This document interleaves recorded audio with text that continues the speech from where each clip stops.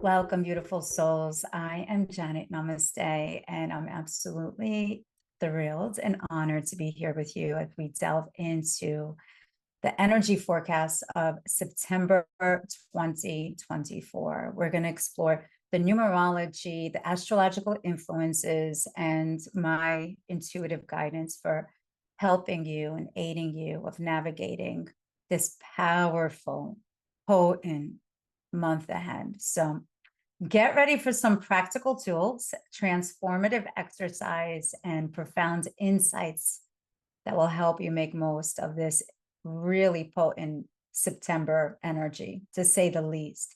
Life the way we know it, it's almost like a chick coming out of the egg that's hatching and is looking around and saying, oh my goodness, I've been in this shell for so long. So it's, in a way, we came out of the shell and then we're going back for a little bit for like some incubation, and then we're going to rebirth into the true essence of the highest octave of or our potentials in November. So I'm going to break it down for you. Okay. So let's tap into the numerological significance first. And September 2024, this resonates strongly with the energy of number 8. We take September, which is the 9th month. You add it to 2024, which is 8. The 9 plus 8 is 17. We reduce the 17. 1 plus 7 is 8. And numerology 8, it is a powerhouse. It is ruled by Saturn. Saturn is the planet of strict guidelines. It's the patriarchal type of archetype. It is the one where it is the disciplinary, not the one that is like, let's have fun and think about the consequences later. No. You know how it's like good cop, bad cop, the disciplinary parent, and the one that is like more lax. This is the authoritative parent. And this is where we're going into in September, because there's so many changes and you have it within you to navigate through without feeling that life is happening to you. Life is happening for you, because this month, if you choose to, because if you tap into the number 8, it is associated with abundance, with expansion and personal power. It is the number of infinity when we're turned sideways, upright, symbolizing the continuous flow of energy between the material and the spiritual realms. So the 8 also encourages you to step fully into the power, into your innate power, and take these heart-based inspired actions towards what it is that your heart really wants to do. Really write down from 1 to 5, not 1 to 10, of goals that maybe do 3 lists. This just came to me. 3 lists. 1 of goals that are, I don't want to say that are easier, because it's not about easy. You have to take inspired action, but ones that that you can attain. Another one in the middle group that are a little bit more challenging, that it may take a little bit of time to gather maybe your confidence or some courage, or maybe you need a little more study in something in order to take those necessary steps or investment. So have a column 2. And then column 3 of the goals are perhaps maybe after November, okay, November 19th to be precise, maybe make the goals from December 2024 to June 2025. Those goals, okay? And the reason why it's not only is it post eclipse, but it's also post Pluto being in Capricorn, where we go back into Pluto being in Aquarius, which is for the people, for community. And those, like, I guess, more challenging goals in column 3 really is for collective, for the masses, because what you do for yourself, as you raise your consciousness, as you raise your vibrations, you do so for the collective. But when you have those 3 groups, you'll gain more confidence of the ones that are more attainable, the ones that are a little bit more challenged, that may appear to be more challenging, but call in allies, call in trusted friends, and maybe create a small little cohort of, or a group, a small community, so you can maybe go towards the same goal if you have that, or each person has a specific skill set and you all can do it together. So this is what I highly, highly suggest, because this is not the time to sit on the sidelines and be like, all right, maybe like someone will knock on my door if you're writing a book and the publicist or the agent suddenly appears. This is not that time, my friends. This is the time of manifestation where your thoughts, your intentions have an amplified ability to create the most magnificent, tangible results in your life. Are you ready? I am definitely ready. I have been ready yesterday. So here's the key though. Number 8 is also deeply associated with balance, right? Because it's like this oval circle on the top and oval circle on the bottom, as above as to below, that universal law. So it's about finding harmony between giving and receiving, between the material, like I said before, and the spiritual aspect, because there's nothing wrong of being spiritual and being absolutely wealthy, or of being, in the material world, in the corporate field, whatever it may be, and tuning into meditation and spirituality, plugging into the universal I am, right? It's this beautiful balance that we are here to attain together. So as we work with this energy, we are called to align our actions with our highest value and to use our personal power and service for the greater good. I'm letting you know this on a personal aspect because I am a Capricorn. I'm ruled by the planet Saturn. So this is my wheelhouse. Number 8, power, structure, the balance between material and spiritual, and as above to below, this is my wheelhouse. So let's go into the astrology right now, the astrological overview. Let's look at the landscape of what September 2024, because wow, do we have some powerful celestial events that are happening this month. In the beginning, on September 1st, you're probably listening to this on September 1st as well, Uranus is going into retrograde, and Uranus is the planet of unpredictability. Like, you never know what you're going to get with Uranus. And as we kick off this month with like a bang, as Uranus, the planet of transformation, of innovations, like as it stations retrograde in Taurus on September 1st, this retrograde is going to last until the end of January 2025. And this is the beginning of a huge transformation period for all of us that will particularly impact our relationship with material possessions, with personal values, and of a sense of security. And I say a sense of security because the universe will always have our back, but it's our perception of whether or not we feel stable enough, secure enough. Uranus and Taurus is an earth sign. It's a bull. It's been shaking up our concept of stability since 2018. And this retrograde period, it invites us to go inward into our hearts and really reevaluate what we have been prioritizing. What have you been prioritizing since 2018? Okay. It is now the pivotal moment. It is time to really question of what we're assuming, our assumptions about what truly brings us comfort and security. And ask yourself, are you clinging to outdated values of relationships that have outgrown itself, even of the way that your relationship with yourself, maybe that has outgrown itself, meaning it's time to level up and really like be your best cheerleader or superhero or coach, whatever it is that you need. Are you clinging to certain possessions that no longer serve also? So this is your opportunity right now to literally find new, innovative, perhaps because Uranus is pretty unconventional. So perhaps unconventional ways to establish stability in our life, in your life, because the days surrounding this Uranus retrograde station, and station means it's like not, it's the time where it is neither backwards, neither forwards. It is staying put at this moment. It can bring unexpected disruptions. So don't be surprised if you experience like this all of a sudden insight or this urge inside of you to break free of something that perhaps felt restrictive for quite a while.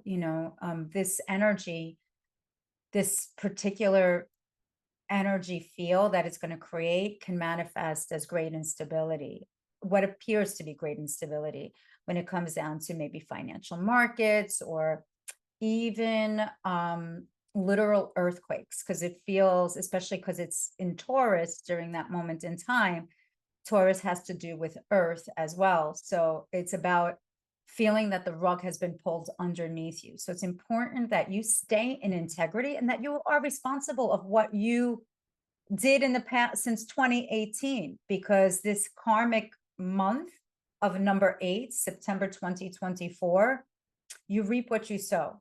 So it's not like life is happening to you or some bad juju or good juju. Is like you're being blessed with all the great things that you put out. So stay grounded, but remain open to change. There's nothing that you cannot handle.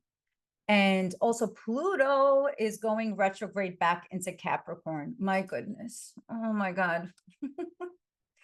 I say this because it has been, for me personally, it's been a little bit of challenge. I mean, talk about like going to, like those summer classes when we were in university, what you normally learn in a semester, you learn in a month. It's this compact, concentrated education that like you need to learn in matter of like days. And this is what it has felt like for me since like 2008. It has been like it's almost like the universe told me, hey, do you want to go for your PhD in metaphysics, spirituality, like faith? Then here, we're going to put you in it. And I'm like, all right, I'm ready. But I'm also ready to come out and graduate. So just when I thought I was able to exhale, all of us, we're going to go back in and fine tune those lessons. And so in November, when we graduate, we'll be able to have that courage to step into the full potential of those goals that I told you to, that I suggested. I didn't tell you to do, but I'm suggesting for you to do. Because what is it exactly? I'm gonna elaborate a little bit on that. The planetary shift as Pluto, it's the planet, it's tiny but mighty, okay? Like me. I'm tiny but mighty. Pluto is the planet of transformation and rebirth, and it retrogrades back into Capricorn. And this is huge. This is a big deal, big deal. It marks the final transit of Pluto and Capricorn as it journeyed, when it journeyed back in 2008. And 2008 numerologically equals a number 1 year, one. It was an initiation of some sort. And this has been reshaping our societal structures, our financial systems, our governments. And as Pluto retraces its steps through the final degrees of Capricorn, it brings to the surface any remaining aspects within the realms of authority or traditions and things that are like incorporations that require real transformation. So this process is essentially, it's preparing for Pluto's upcoming long-term transit in Aquarius, which begins on November 20th, like 19th, 20th. It depends where you are in the globe, and it's going to last for quite some time. And on a personal level, probably at least 20 years, we'll be able to ride the wave with the Pluto and Aquarius during that moment. And it'll be wonderful because we'll be able to really tune into community, supporting one another, a lot of cohort, and it brings more of the neighborhood back. Like it's almost like that Pluto and Aquarius feels like the theme song behind it for me is like if you're in the United States, like there's it was a show on PBS on Channel 13, Sesame Street, where it was just a sense of community. And this actually, Sesame Street is the way I learned English. So it's that theme where the Pluto and Aquarius. Anyway, on a personal level, this transit, it invites you to do some deep soul searching. Where in your life are you still just giving your power away to external authorities, like thinking that they know best? They don't live inside of you. They don't know the nuances of your soul. Not even your own spouse or partner does. So it's important for you to really tune in and say, what outdated structures or beliefs am I ready to release at this moment in time? This is an incredible pivotal time for shadow work.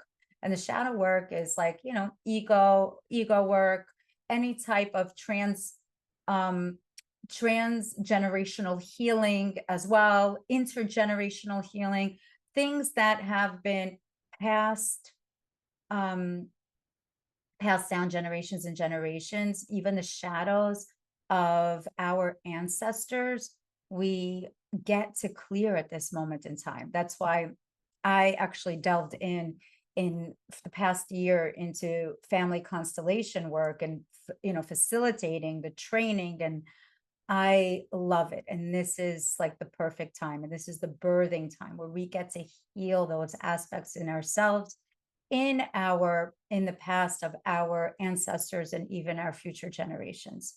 So now we're going to go for a week by week breakdown. Okay, let's tune in.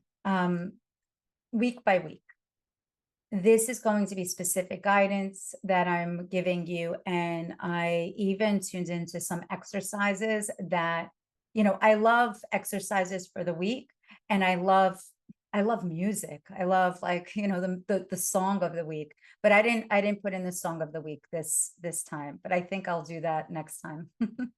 So week 1, September 1st to the 7th, like the energy is really embracing transformation and change. This is literally like the butterfly coming out of the chrysalis. And with Uranus stationing retrograde and Pluto moving back into Capricorn, this week is all about embracing change, preparing for this transformation. And a tool or an exercise is literally, it's journaling. And I would actually begin a transformation journal. Oh, this is so interesting. I actually have one here with a butterfly. All good things are wild and free. So each day, write down one thing you're willing to change or let go of. And this could be, a belief, a possession, a habit, even a relationship that no longer serves you. And by consciously engaging with the energy of change, you're aligning yourself with the transformation of power of Uranus and Pluto. You're going with it. You're like, all right, I got it. You're next to me, but we're in this together. And I know this is for the greater good. You're not there. There isn't this sense of resistance. And a great tool during this week when it has to do with change and you feel unstable is grounding. With all this intense energy, stay grounded. Go outside with barefoot, like literally Bohemian style. Stand barefoot on the earth if possible. We need that, like just plugging into the electromagnetic frequency of Mother Earth will balance you. Or imagine growing like roots from the bottom of your feet into the ground. And breath work, take deep breaths in, imagining you're drawing energy from the earth with each inhale and exhale. And as you exhale, you release any tension, any resistance to change.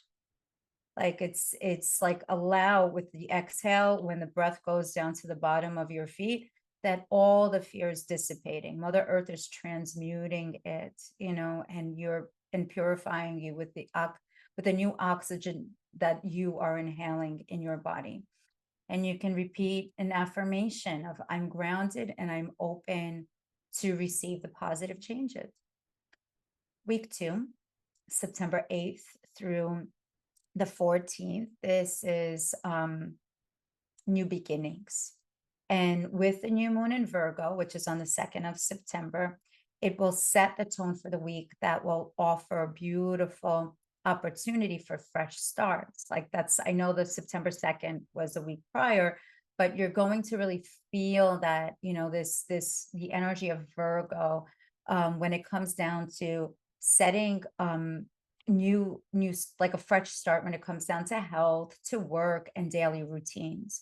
What I suggest during that week is create a vision board that focuses on what it is your ideal daily routine and health practices. Like, I don't know, get magazines, images, print things out on the computer of what your morning routine would look like. And when I say morning routine, what is it? It's not brushing your teeth and taking a shower and like normal physical hygiene. I'm talking about spiritual hygiene, because that is just as important as physical hygiene. Like, what kind of exercise? We need physical movement, but that physical movement is also, it gives you that, that energy and the aha moments when as our body is moving, when we're running, when we're working out, when we are just as the body moves and more oxygen comes into our cells and things start expanding, we indeed have these brilliant moments of aha. It's not when we're thinking about of a certain situation and we want to problem solve. It's in moments of this. So how do you want your morning to look like?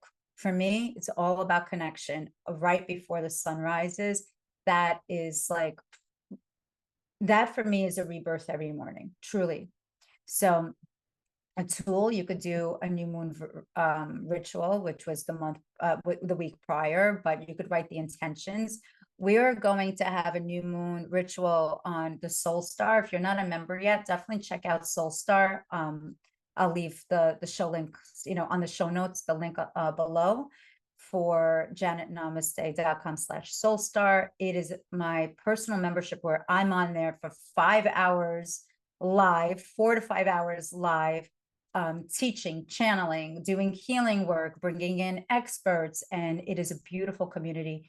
And we're going to have an incredible new moon ceremony on, I believe we were meeting on the 3rd, so on the 3rd at noon. Week 3, emotional cleansing. And this week brings, that's the 15th through the 21st, right before the equinox. This is now this powerful full moon eclipse in Pisces on the 17th happens. And this beautiful lunation may bring intense emotions and intuitive insights to the surface. Don't doubt your intuitive guidance. The exercise that I suggest during that time is really tuning in, like an emotional check-in. What am I feeling now? Where do I feel this emotion in my body? What is it trying to tell me? And allow whatever arises to be present without you judging it. Okay. You might want to journal about your insight after every check-in, to be completely candid. And last but not least, the last week of week 4, September 22nd to the 30th. This is the moment of balance, right? We're wild and free, and now we're getting comfortable with the uncomfortable. That's pretty cool. And as we move towards the equinox on September 22nd, the focus shifts from finding harmony and balance, in our lives. And this is so pivotal for us, because as our sun goes into Libra, it amplifies this energy of equilibrium. Libras are all about balance. They're all about joy and beauty, and they're ruled by Venus, and they see both sides. I'm married to a Libra, happily married for, I don't know how many years, but that's because he's a Libra. I don't know if I'd be happily married if he was a different sign. No, just kidding, just kidding. It's just like Libra really helps balance out energies that may appear stagnant or challenging. They really see the world half full. It's beautiful and beautiful. What I suggest is creating a balance wheel, like draw a large circle on a piece of paper and then divide it into 8 sections. I do this in my CIJ course, which I am going to launch in November. So if you want to be part of that, we have a wait list. I'll put that link down there too. It's an 8-week course of getting unstuck and really achieving certain goals that you thought were unattainable, and you will achieve them through this beautiful cohort that we have. So what we do is we divide the circle into 8 sections, each representing a different area of our life. Health, relationship, career, spirituality, finances, our personal growth, fun and recreation, and our living environment. And then we rate it from 1 to 10, 1 being like debacle in a sense, and 10 being like amazing, amazing, beautiful. And then you rate it, like really be objective about it. Okay. Just rate it, like time yourself like 10 seconds to do this. Fun, 8. Relationship, 10. Finances, whatever. Just you keep, and then what you're going to do, you connect the points to see the shape of your wheel. A bumpy wheel indicates that there's certain areas of imbalance, and just reflect in that little triangle, that little pizza slice, of how you could bring more balance to that area that needed attention. Okay. So, mamacitas, papacitas, my friends, my beautiful souls, keep these key points in mind as you navigate through September. Number 1, flexibility. Okay.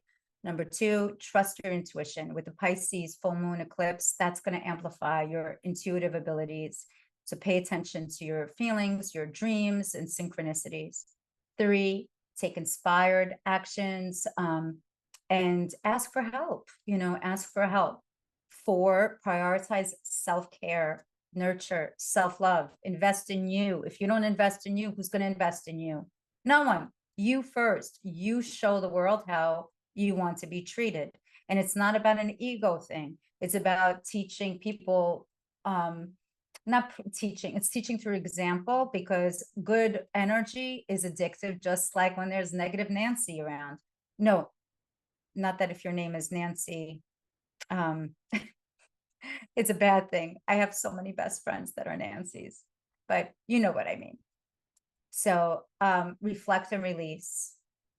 Another tip is to seek balance. And last but not least, connect with community. This transformative journey is always easier when we have support. So reach out to like-minded friends, join spiritual groups, join the Soul Star.